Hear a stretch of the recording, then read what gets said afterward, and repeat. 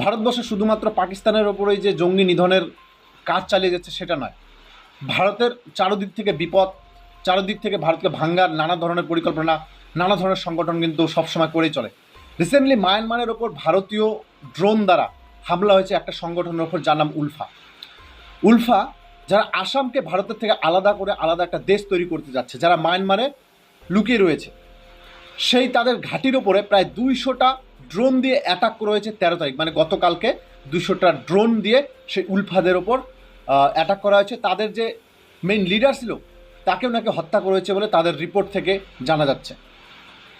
Myanmar থেকে তারা ভারতের আসামকে আলাদা করতে চেষ্টা করছে, যে মণিপুরে যে উচ্ছৃঙ্খল পরিবেশ তৈরি হচ্ছে তার পিছনে কিন্তু এই উলফা দায়ী।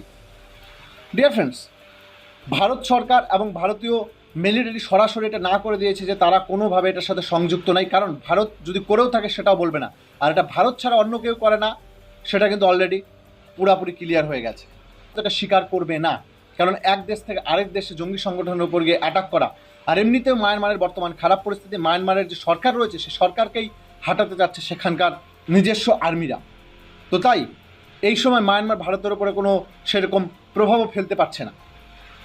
কিন্তু এই যে ঘটনাটা ঘটেছে, ভারতের যে জঙ্গি নিধনের প্রক্রিয়া, এটা কিন্তু চলতেই থাকবে।